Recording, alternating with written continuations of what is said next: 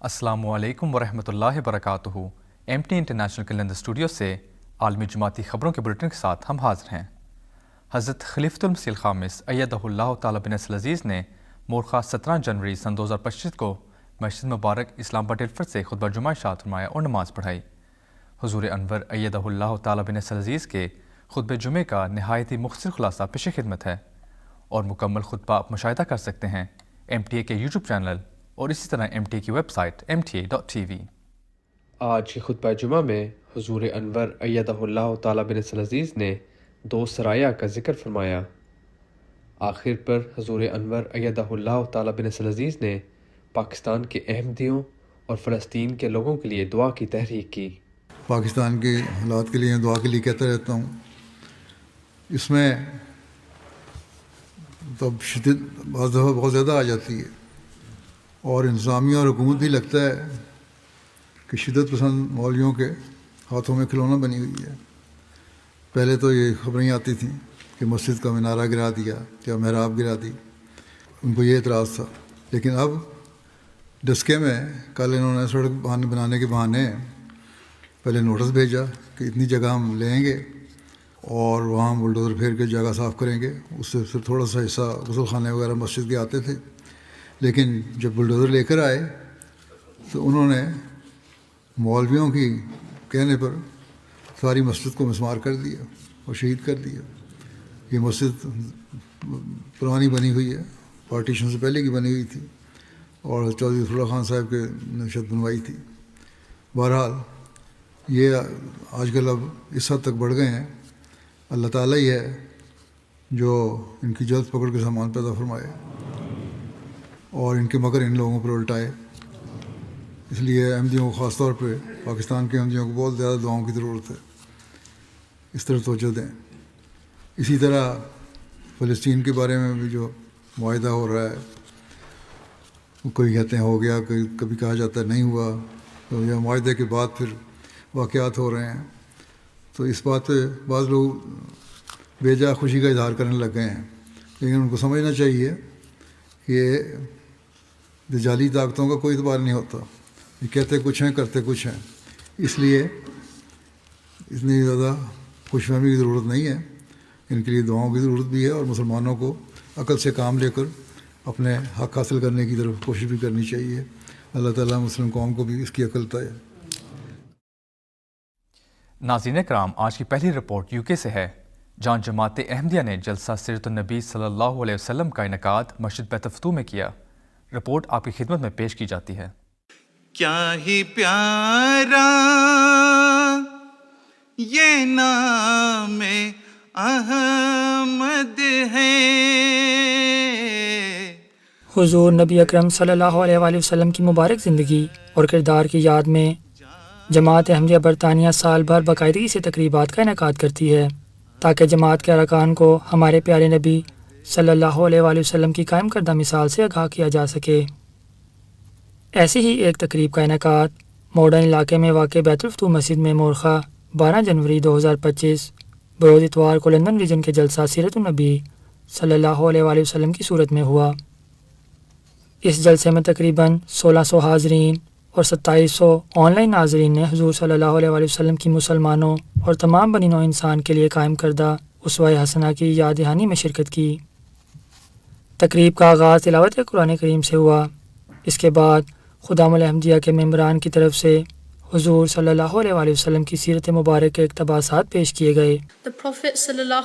رسول اللہ صلی اللہ علیہ وآلہ وسلم اپنے دن کا آغاز تہجد سے کرتے تھے، رات کی خاموشی میں کھڑے ہو کر نماز پڑھتے تھے۔ ان کی تلاوت قرآن اس قدر دل فریب تھی کہ اکثر ان کی مبارک آنکھوں سے آنسو بہہ نکلتے تھے۔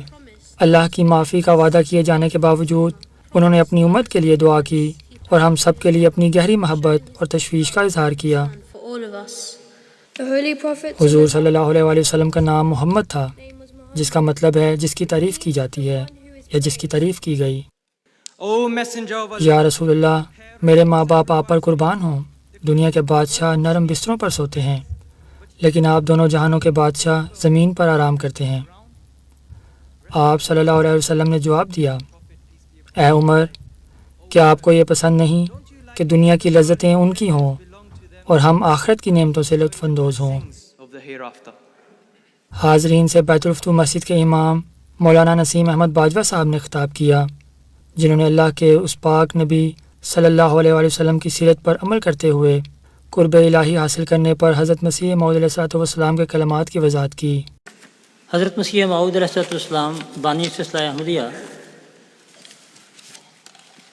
ایک جگہ فرماتے ہیں کہ ہر ایک شخص کو خود بخود خدا سے ملاقات کرنے کی طاقت نہیں ہے، اس کے واسطے کی ضرورت ہے، اور وہ واسطہ قرآن شریف اور آن حضرت صلی اللہ علیہ وسلم ہے۔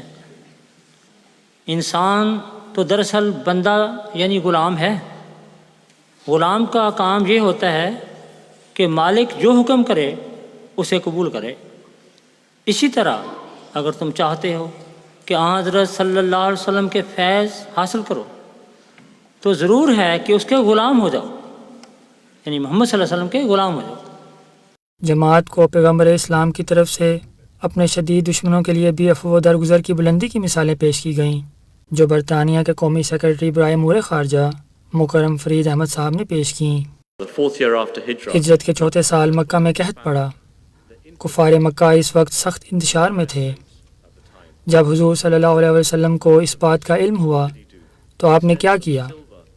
انہوں نے کچھ چاندی مکہ کے غریبوں کے لیے بھیجی، جو ان کی مخلصانہ ہمدردی کی عکاسی کرتی تھی، حتیٰ کہ اپنے دشمنوں کے لیے بھی۔ یہ وہ زمانہ تھا جب مکہ والوں نے پہلے ہی مسلمانوں کو ہر طرح سے ستایا تھا اور اسلام کو ختم کرنے کے لیے ان پر بار بار حملہ کیے تھے۔ اس کے باوجود حضور صلی اللہ علیہ وسلم نے قحط کے وقت ان کی مدد کی۔ ان کا موازنہ ان ظالمانہ اقدامات سے کریں جو کچھ قومیں اور رہنما آج اٹھاتے ہیں۔ ان ممالک پر پابندیاں عائد کرتے ہیں جو ان ممالک کے غریبوں کو نقصان پہنچاتے اور مارتے ہیں۔ کردار میں کتنا فرق ہے۔ جلسے کے اراکین سے مشنری انچارج برطانیہ اور فضل مسجد کے امام مکرم مولانا عطاء المجیب راشد صاحب نے خطاب کیا، جنہوں نے اللہ کے پیارے نبی صلی اللہ علیہ وآلہ وسلم کی شان اور اپنے رب سے تعلق کی بہت سی مثالوں سے حاضرین کو نصائح پیش کیں۔ لیکن حضرت رسول پاک صلی اللہ علیہ وسلم رات کا ایک اکثر حصہ بیداری میں گزارتے اور اللہ تعالیٰ کے حضور گریہ وزاری کرتے، دعائیں کرتے، بنی نوع انسان کی ہدایت کے لیے دعا کرتے۔ ایک مرتبہ آپ نے حضرت عائشہ صدیقہ رضی اللہ تعالیٰ عنہ سے ذکر کیا کہ عائشہ کیا تم پسند کرتی ہو کہ آج میں بستر پر سونے کی بجائے یہ وقت اللہ تعالیٰ کی یاد میں بسر کروں؟ تو حضرت عائشہ بھی اسی رسول خدا کی بیوی تھی جو عاشق صادق رسول اللہ کے عاشق تھے۔ انہوں نے عرض کیا کہ ہاں رسول اللہ، ضرور آپ ایسا ہی کیجیے۔ چنانچہ رسول اکرم صلی اللہ علیہ وسلم اپنا آرام دہ بستر چھوڑ کر گھر کے صحن میں چلے گئے اور وہاں پر آپ نے ساری رات دعا میں بسر کی۔ تو یہ اللہ تعالیٰ کے ساتھ آپ کی محبت کا ایک ادنا سا نمونہ ہے۔ یہ ایک نمونہ نہیں، ساری زندگی، اس کا ہر دن اور ہر رات اس بات کی گواہ ہے کہ رسول پاک صلی اللہ علیہ وسلم نے اسی طرح اللہ تعالیٰ کی عبادت کی۔ تقریب کا اختتام بیت الفتوح ریجن کے علاقائی صدر مکرم مبارک صدیقی صاحب کے اختتامی کلمات کے ساتھ ہوا، جس کے بعد جماعت احمدیہ برطانیہ کے قائم مقام امیر جماعت مکرم منصور شاہ صاحب نے اختتامی خطاب پیش کیا۔ حضور صلی اللہ علیہ وآلہ وسلم کی بعثت کے وقت عربوں کی حالت بالکل وہی تھی جو آج کل اس دنیا میں ہے۔ اس لیے ہمیں انقلاب برپا کرنا ہے، اور یہ انقلاب صرف وہی لوگ لا سکتے ہیں جو رسول اللہ صلی اللہ علیہ وسلم کی تعلیمات سے محبت کرتے ہیں۔ یہ رپورٹ MT انٹرنیشنل برطانیہ اسٹوڈیوز لندن کی پیشکش ہے۔